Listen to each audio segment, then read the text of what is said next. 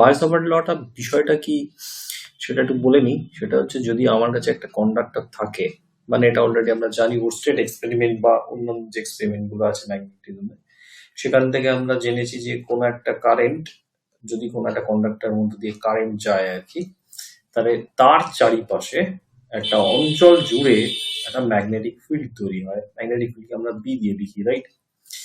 এবার প্রশ্ন হচ্ছে যে ধরো কোনো একটা কন্ডাক্টর আছে, ঠিক আছে, তার মধ্যে দিয়ে কারেন্ট যাচ্ছে এবং তার চারিপাশে যে ম্যাগনেটিক ফিল্ডটা তৈরি হচ্ছে, এই ম্যাগনেটিক ফিল্ডটা কত হবে, কিভাবে ক্যালকুলেশন করবো, তার ক্যালকুলেশন কি হবে, what will be the calculation, কি তার গাণিতিক সূত্র হবে, সেই সূত্রটাই হচ্ছে এই বায়োসাভার্ট ল, রাইট? বায়োসাভার্ট ল বা বায়োসাভার্টের সূত্র। বায়োসাভার্টের সূত্রতে আমরা কি পড়বো? আমি একটা কথা বলি, ইলেকট্রোস্ট্যাটসে আমরা শিখেছিলাম যে কোনো একটা চার্জ যদি থাকে এখানে, রাইট, তার জন্য কোনো পয়েন্টে যদি ইলেকট্রিক ফিল্ড বার করতে হয়, তাহলে আমরা কি ব্যবহার করি? তাহলে আমরা কুলম্বস ল ব্যবহার করি, রাইট?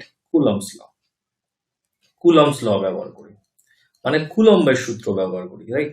ঠিক সিমিলারলি যখন আমি ম্যাগনেটিক ফিল্ডের ক্ষেত্রে প্রশ্নটা উঠবে, যে কারেন্টের জন্য যে ম্যাগনেটিক ফিল্ডটা তৈরি হচ্ছে সেটা কত, সেটা বার করতে গেলে আমার যে সূত্রটা লাগে সেই সূত্রটাই হচ্ছে বায়োসাভার্ট সূত্র। এখন বায়োসাভার্ট সূত্রটা স্টেটমেন্টটা কি, বায়োসাভার্ট সূত্র কি বলছে, সেই টপিকটা আমরা একটু জেনে নিই। তো বেসিক্যালি যেটা করতে হবে, তো আমি একটা কন্ডাক্টর নিচ্ছি, কন্ডাক্টরটা নিয়ে বায়োসাভার্ট ল স্টেটমেন্টে আমি যাচ্ছি। সাপোজ ধরে নাও আমার কাছে একটা কন্ডাক্টর আছে এরকম, একটা আরবিটারি যে কোনো একটা কন্ডাক্টর কনসিডার করলাম। কন্ডাক্টর মানে কারেন্ট ক্যারিং তারও মনে করতে পারো, মানে এর মধ্যে দিয়ে কারেন্ট যাচ্ছে, সোজা কথা, current is moving in that direction, current এই পথে যাচ্ছে যেভাবে আমার ডিরেকশন দেখাচ্ছি। এবার আমাকে প্রশ্ন করা হলো যে কোনো একটা পয়েন্ট, সাপোজ এইরকম একটা পয়েন্ট আছে, এই পয়েন্টে ম্যাগনেটিক ফিল্ড বার করতে হবে। বোঝা যাচ্ছে কোশ্চেন? এই পয়েন্টে, এই পি পয়েন্ট সাপোজ ধরে নাও, এখানে ম্যাগনেটিক ফিল্ড কত, এই জায়গাটায় ম্যাগনেটিক ফিল্ড কত, অবশ্যই ম্যাগনেটিক ফিল্ড ভেক্টর কোয়ান্টিটি, এটা কত বার করতে হবে। তার আনসার হচ্ছে বায়োসাভার্ট সূত্র, বায়োসাভার্টের সূত্র। সেটা কি করতে হবে একটু বলে দিই।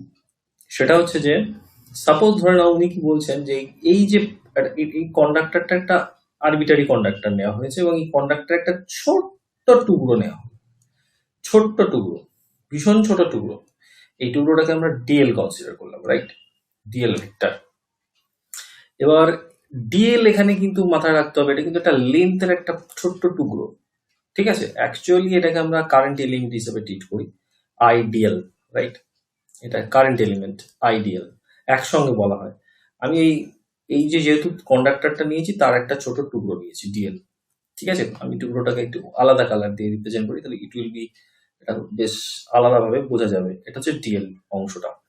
এই ডিএল এর এই পার্টটাকে আমরা একটা ভেক্টর হিসেবে ট্রিট করবো এখানে, আর ডিএল কিন্তু একটা ভেক্টর হিসেবে ট্রিট হবে এখানে।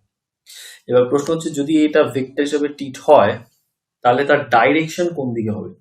ডাইরেকশন হবে কারেন্ট যেদিকে থাকবে, কারেন্টের যা ডাইরেকশন, ডিএল এর ডাইরেকশন তাই হবে। এই পর্যন্ত ক্লিয়ার?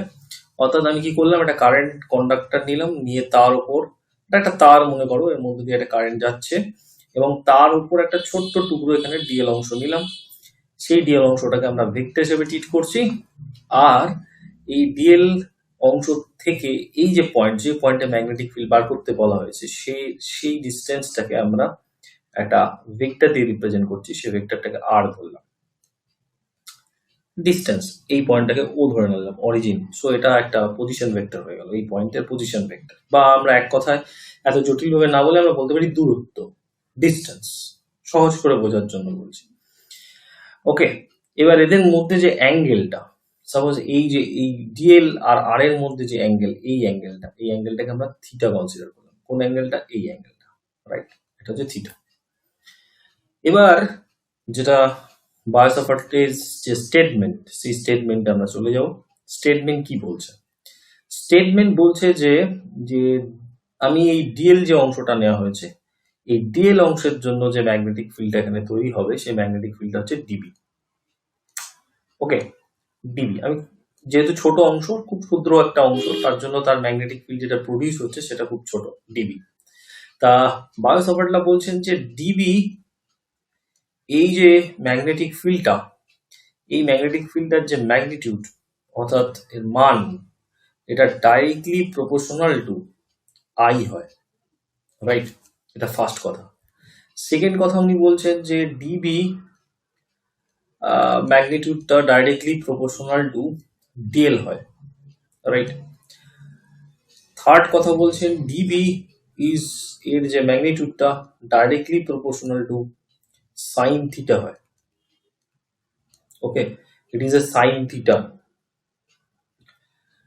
তারপরে বলছে ডিবি এর যে ম্যাগনিটিউডটা, এই ম্যাগনিটিউডটা ডাইরেক্টলি প্রপোর্শনাল টু 1/r²। এই কথাগুলো উনি বললেন, রাইট? তাহলে DB directly proportional to current, directly proportional to DL, DB directly proportional to sin theta, sin theta, থিটার এখানে পরিচয় অলরেডি আমি দিয়ে রেখেছি যে এটা হচ্ছে থিটা। থিটা হচ্ছে এল এবং ডিআর এর মধ্যে যে কোণটা বা অ্যাঙ্গেলটা, সেটাকে আমরা থিটা বলছি। আর DB is directly proportional to 1/r²। That is total information given by the Biot Savart law. Biot Savart law এটা বললেন। এবার আমি কি করবো, বায়-সাভার্ট ল এই প্রত্যেকটাকে যদি আমি একসাথে লিখি, এটাকে লেখা যায় এভাবে যে DB magnitude is directly proportional to I dl sin theta divided by r², right? or এখানে কি হবে, db equal to একটা কনস্ট্যান্ট আসবে, হয়ে যাবে I dl sin theta by r², right? এখানে এই কেটাকে আমরা কি বলবো, কেটাকে বলবো constant of proportionality, constant of proportionality মানে সমানুপাতিক ধ্রুবক, প্রপোর্শনালিটি মানে সমানুপাতিক ধ্রুবক, সমানুপাতিক ধ্রুবক, রাইট? এই কনস্ট্যান্টটা দুটো জিনিসের উপর ডিপেন্ড করে, এই কনস্ট্যান্টটা দুটো জিনিসের উপর ডিপেন্ড করে। একটা হচ্ছে যে এটা কোন সিস্টেমে লিখছি, মানে ইউনিট সিস্টেম অর্থাৎ এসআই সিস্টেমে অঙ্ক করছি না সিজিএস সিস্টেমে অঙ্ক করছি, সেটার উপর ডিপেন্ড করে। আর ডিপেন্ড করে হচ্ছে মিডিয়ামের উপর ডিপেন্ড করে, রাইট? মিডিয়ামের উপর।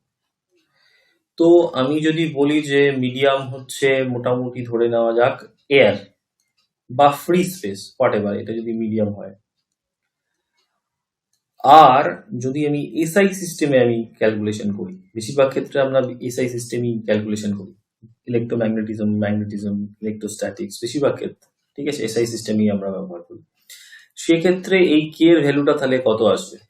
কে এর ভ্যালুটা আসবে μ0/4π। এটাকে আমরা মুখস্থ করে নেবো, মেমোরাইজ করে নেবো যে কে এর এখানে ভ্যালু আসবে এটা।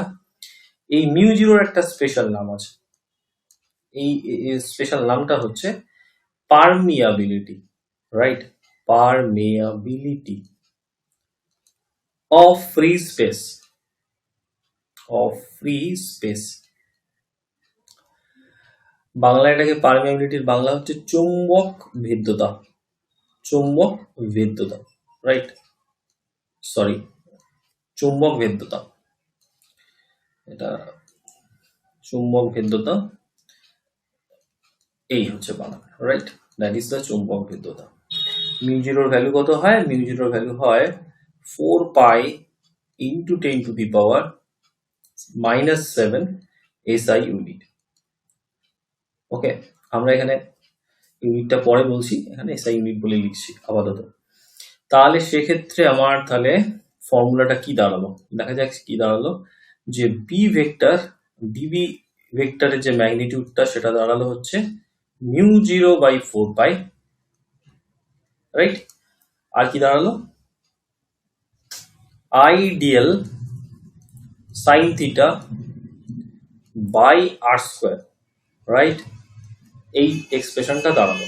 এবারে দেখো, আমি যদি আগের ডায়াগ্রামে যাই, এইখানে যেটা আছে সেটা হচ্ছে যে ডিএল অংশটা একটা খুব ক্ষুদ্র অংশ, ডিএল অংশটা খুব ক্ষুদ্র একটা অংশ, ভেরি স্মল, রাইট? এবার যদি আমাকে বলা হয় যে আপনি এই পুরো তারটার জন্য ম্যাগনেটিক ফিল্ড বার করতে হবে, পুরো তারটা সমগ্র তার বা সমগ্র পরিবাহীর জন্য ওই বিন্দুতে চৌম্বক ক্ষেত্র কত সেটা বার করতে হবে। সেক্ষেত্রে আমি কি করব? সেক্ষেত্রে কিছুই করবো না, এটাকে ধরে ইন্টিগ্রেশন করবো, তাহলে আমার আনসার পেয়ে যাবে। তাহলে ম্যাগনেটিক ফিল্ড যেটা, তার যে ম্যাগনিটিউড সেটা তাহলে কি হবে, এটাকে ধরে ইন্টিগ্রেশন করতে হবে। মানে ইন্টিগ্রেশনটা এরকম হবে, নিউ 0/4 পাই, এটা হয়ে গেল I dl sine theta, I dl sine theta by r square.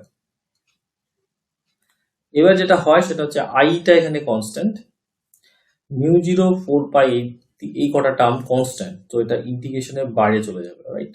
এটা ইন্টিগ্রেশনের বাইরে চলে যাবে, তো এটা হয়ে যাবে μ0I/4 integration dl sin theta by r square, and that is the expression for Biot-Savart law. এটাই হচ্ছে Biot-Savart law এর এক্সপ্রেশন, রাইট? বা এটাই আমরা Biot-Savart law বলতে পারি। কিন্তু একটা জিনিস লক্ষ্য করো, এখানে কিন্তু আমি ভেক্টর সাইন দিইনি, এখানে একটা মড রিপ্রেজেন্ট করছি, তো এটাকে আমরা স্কেলার ফর্ম বলতে পারি, মানে অর্থাৎ শুধু ম্যাগনিটিউডটা, এটা ভেক্টর ফর্ম নয়, এটা ম্যাগনিটিউড। এই ফর্মুলাটার সাহায্যেই আমরা ম্যাগনেটিক ফিল্ড বার করতে পারি, এটা খুব ইম্পর্টেন্ট ফর্মুলা, মুখস্থ করতে হবে। ওকে, এই ফর্মুলাটাই হচ্ছে মেইন ফর্মুলা বায়োট-সাভার্ট ল। বায়োট-সাভার্ট লই হচ্ছে এটা, কিন্তু এটা স্কেলার ফর্ম। দেখো এখানে আমি কোনো ভেক্টর সাইন দিইনি, যে এই জায়গাটা কোনো ভেক্টর সাইন নেই কিন্তু এই জায়গাটা, রাইট? তো এটাকে আমরা ভেক্টর ফর্মে যদি লিখতে হয় তাহলে আমরা কিভাবে লিখবো, দেখো কিভাবে লিখি। দেখো ইন্টিগ্রেশনের ভিতরে প্রথমে দেখো আইটা স্কেলার কোয়ান্টিটি, μ0/4 এটাও কিন্তু একটা কনস্ট্যান্ট, তো এটা তো ভেক্টর হতে পারে না, কনস্ট্যান্ট। সেকেন্ড কেস হচ্ছে dl sine theta by r square, এই টার্মটা একটু মডিফাই করতে হবে, এই টার্মটাকে একটু মডিফাই, দেখি কিরকম মডিফাই করা যায়। দেখো ডিএল সাইন থিটা, রাইট, তলায় একটা আর আছে, আর স্কোয়ার আছে, রাইট?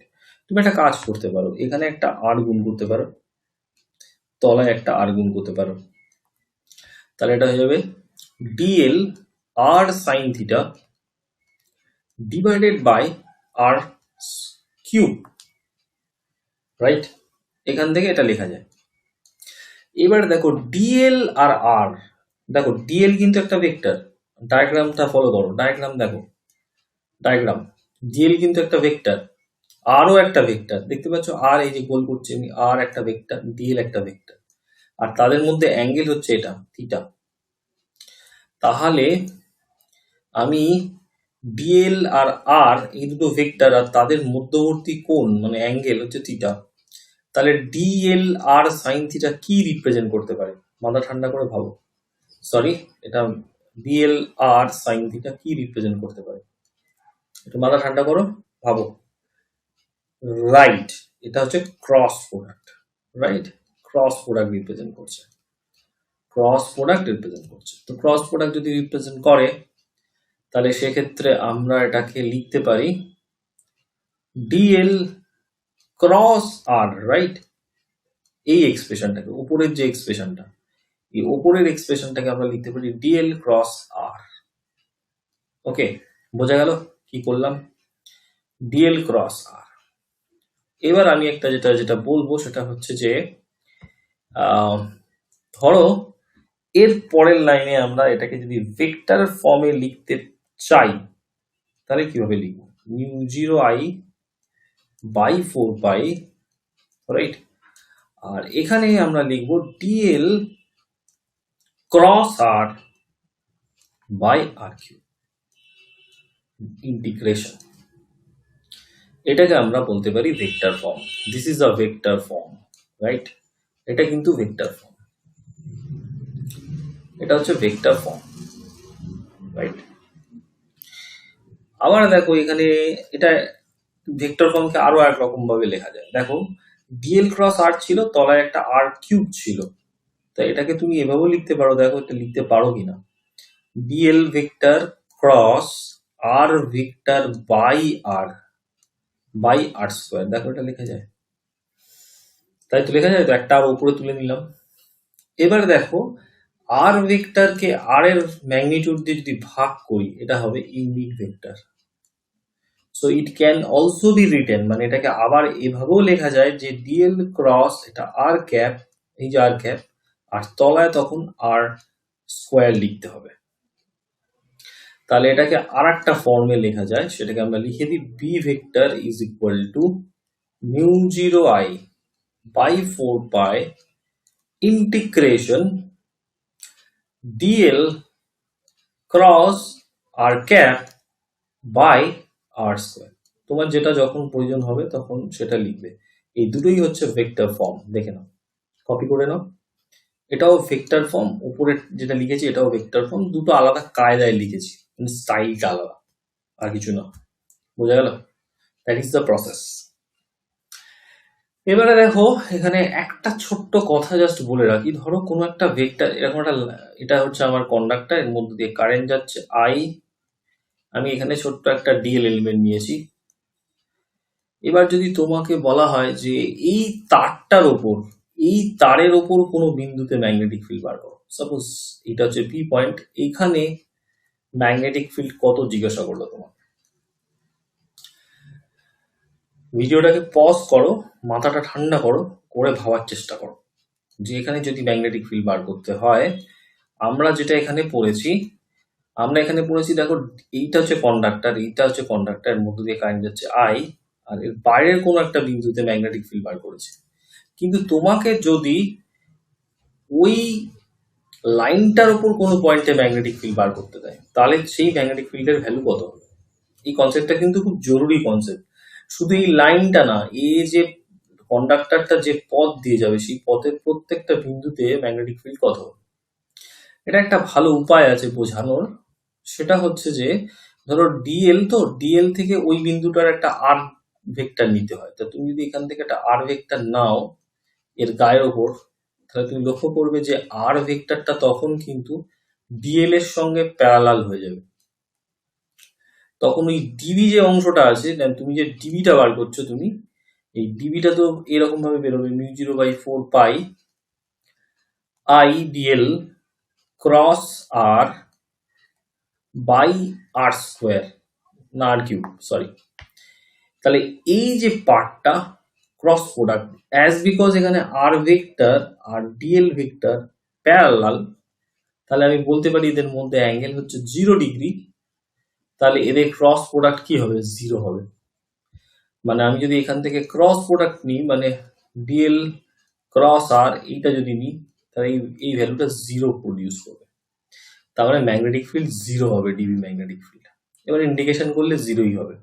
তো এটাকে নোট করে রাখবে যে on the conductor, on the conductor মানে পরিবাহীর ওপরে কোনো বিন্দুতে, ঠিক আছে, on the conductor at any point, at any point কি হবে? ম্যাগনেটিক ফিল্ড 0 হবে সব সময়ের জন্য। কোনো ম্যাগনেটিক ফিল্ড থাকে না। অর্থাৎ কোনো একটা কন্ডাক্টর যখন কন্ডাক্ট করে, কোনো কন্ডাক্টর কন্ডাক্ট করছে, তার উপরের প্রত্যেকটা পয়েন্ট, মানে এইখানে এখানে যদি একটা পয়েন্ট বল ধরো, এখানে একটা যদি পয়েন্ট ধরো, যেখানেই তুমি পয়েন্ট ধরবে, এখানে সব জায়গায় ম্যাগনেটিক ফিল্ড 0 হবে।